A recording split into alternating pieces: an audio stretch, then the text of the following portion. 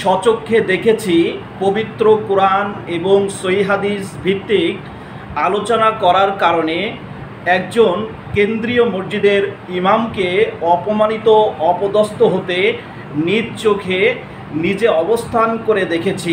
তো এখানে একটি বিষয়ভিত্তিক কোরআন এবং সহিহ হাদিস মোতাবেক আলোচনা করা হচ্ছিল। তো আসলে আমরা এখনো পর্যন্ত সত্যকে সত্য, মিথ্যাকে মিথ্যা, তিতকে তিত, মিঠাকে মিঠা বলে আসলে আমরা এখনো পর্যন্ত মেনে নিতে শিখিনি। আমরা এখনো পর্যন্ত সত্যকে গ্রহণ করতে পারি না।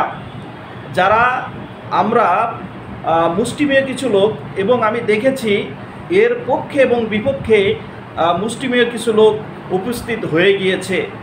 কিছু লোক ইমামের বিপক্ষে, কিছু লোক ইমামের পক্ষে। আসলে এখানে ইমামের বিপক্ষে এবং পক্ষে থাকার আসলে কোনো যুক্তি নেই। কারণ ইমাম সাহেব একটি বিষয়কে সিলেক্ট করে, একটি বিষয়কে সামনে দাঁড় করিয়ে পবিত্র কোরআন এবং সহিহ হাদিস ভিত্তিক আলোচনা করছিলেন। তিনি নিজের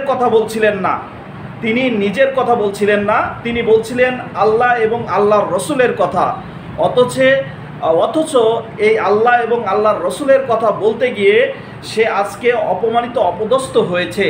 এবং তার খুতবাকে এমনভাবে বলা হয়েছে যে হুজুর আপনি খুতবা বন্ধ করুন, মানে তার খুতবাকে বন্ধ করে দেওয়ার একটা নোটিশটাকে দেওয়া হয়েছিল। তো আসলে হুজুর ভালো কি হুজুর মন্দ আমি এ বিষয়ে যাব না, কিন্তু হুজুর তো হুজুরের কথা বলছিলেন না, হুজুর বলছিলেন আল্লাহর রসুল এবং আল্লাহর কথা বলছিলেন। কাজেই এখানে পক্ষে বিপক্ষে দাঁড়ানোর মতো কোনো বিষয় ছিল না। এখানে পক্ষ কিন্তু একটাই থাকবে। অথচ কিছু লোক মিথ্যাকে গ্রহণ করে নিয়েছে এবং কিছু লোক সত্যকে গ্রহণ করে নিয়েছে। অর্থাৎ কিছু লোকের সত্য মানতে কিন্তু কষ্ট হচ্ছে, তাদেরকে সত্য মানতে কিছু লোকের কিন্তু দ্বিধা হচ্ছে, যার কারণে তারা সত্যকে গ্রহণ করতে পারছে না। অর্থাৎ মিথ্যাকে তাদের সবথেকে বেশি ভালো লাগছে। এজন্য দেখা যায় আমরা সমাজে সবাই মুসলিম হতে চাই, আমরা সমাজে সবাই মুসলমান হতে চাই, কিন্তু আমাদের কালচারাল, আমাদের আচার আচরণ সব অমুসলিমদের মতো। আমরা নিজেদেরকে মুসলমান বলে পরিচয় দিতে গর্ববোধ করি, কিন্তু আমাদের চালচলন, আমাদের আচার আচরণ, আমাদের ব্যবহার সম্পূর্ণই অমুসলিমদের মতো। আসলে আমরা মুখে মুখে ইসলাম প্রতিষ্ঠা করতে চাই, আমরা মুখে মুখে মুসলিম হতে চাই, কিন্তু অন্তর থেকে আসলে আমরা কেউ মুসলিম হতে চাই না। আমরা অন্তর থেকে কেউ কিন্তু মুসলমান হতে চাই না। যদি হতাম তাহলে আজকে পবিত্র কোরআন এবং সহিহ হাদিস ভিত্তিক আলোচনা করার কারণে মসজিদের ইমাম কিন্তু অপমান অপদস্থ হতো না। অর্থাৎ আমরা সবাই তাকে গ্রহণ করে নিতাম, সে ভালো বললেও গ্রহণ করে নিতাম, খারাপ বললেও গ্রহণ করে নিতাম। এখানে যদি ইমাম সাহেবের কোনো ভুল ত্রুটি থাকতো তাহলে এটা আলোচনার মাধ্যমে, একটা জায়গায় বসে আলোচনার মাধ্যমে, কমিটি যেগুলো আছে সেই কমিটির মাধ্যমে কিন্তু আমরা সমস্যার সমাধান করতে পারতাম। অথচ একটা খুতবা চলাকালীন সময়ে, জুম্মার খুতবা চলাকালীন সময়ে ইমামের উদ্দেশ্যে কোনো কথা ছুড়ে দেওয়াটাই হচ্ছে চরম অন্যায় এবং চরম অসহ্যজনমূলক একটা আচরণ বলা চলে। তো আসলে এখনও সমাজে যে এই ধরনের ঘটনা ঘটছে তার বাস্তব প্রমাণ দেখলাম। সামনে হয়তো আরও ভয়াবহ কিছু ঘটবে, সামনে হয়তো আরও খারাপ পরিস্থিতির দিকে আমরা যাব, সেটাই মনে হচ্ছে। কারণ সব জায়গায়, কারণ দেখুন ইমামরা আমাদেরকে নিয়ে আসতে চাচ্ছে সত্যের পথে, সঠিক পথে, আমাদেরকে জান্নাতের পথ দেখাতে চাচ্ছেন ইমামরা, আমাদেরকে সঠিক পথে নিয়ে আসতে চাচ্ছেন ইমামরা। দিন রাত পরিশ্রম করছেন বিভিন্ন খুতবার মাধ্যমে, ওয়াজের মাধ্যমে, নসিহতের মাধ্যমে। তারা আমাদেরকে ভালো পথে নিয়ে আসার চেষ্টা করছেন।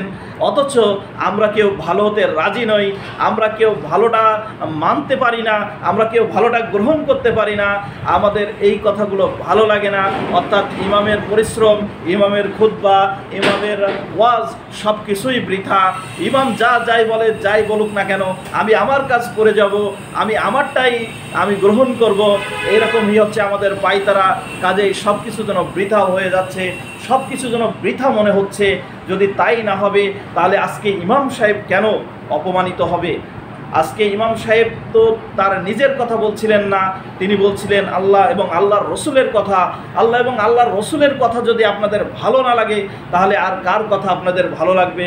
আসলে আমার এই ছোট্ট মনে আসলে অনেক প্রশ্ন। আসলে তাহলে আমাদের কার কথা ভালো লাগবে? আমরা কার কথা মানব? আমরা ব্যক্তির কথা মানতে রাজি নই, আমরা আল্লাহ এবং আল্লাহর রসুলের কথা মানতে রাজি নই, তাহলে আমরা রাজি কিসে, রাজি খুশি কিসে? আসলে সমাজে কিছু মানুষ আছে যারা এখনও পর্যন্ত সত্যটাকে গ্রহণ করতে পারেন না। তারা এখনও পর্যন্ত তিতাকে তিতা বলতে পারেন না, মিঠাকে মিঠা বলতে পারেন না, মিথ্যাকে মিথ্যা বলতে পারেন না। এবং তারা কিন্তু এক ধরনের মানে কি বলবো, তাদের যখন কাঁধে গিয়ে সেটা বর্তায়, অর্থাৎ সত্য যখন তাদের কাঁধে গিয়ে বর্তায়, তখন তারা মিথ্যার আশ্রয় নিতে চায়, অর্থাৎ সত্যকে তারা দূরে ঠেলে দিতে চায়, সত্যকে তারা ছুঁড়ে ফেলতে চায়, সত্যকে তারা ডাস্টবিনে নিক্ষেপ করতে চায়, নিক্ষেপ করে তারা মিথ্যাকে আঁকড়ে ধরে থাকতে চায়, মিথ্যাকে গ্রহণ করতে চায়, যার বাস্তব প্রমাণ সমাজে প্রতিনিয়তই ঘটছে, এখনও ঘটছে, সামনে ঘটবে। আল্লাহ সবাইকে হেফাজত করুন, আল্লাহ সবাইকে রক্ষা করুন এবং সবাইকে ক্ষমা সুন্দর দৃষ্টিতে আল্লাহ দেখুন। আমরা গুনাহগার পাপী বান্দা, আমরা প্রতিনিয়তই পাপ করে যাচ্ছি, আমরা প্রতিনিয়তই আমরা পাপের সমুদ্রে নিমজ্জিত আছি। আল্লাহ আমাদের সবাইকে হেফাজত করুন। আমি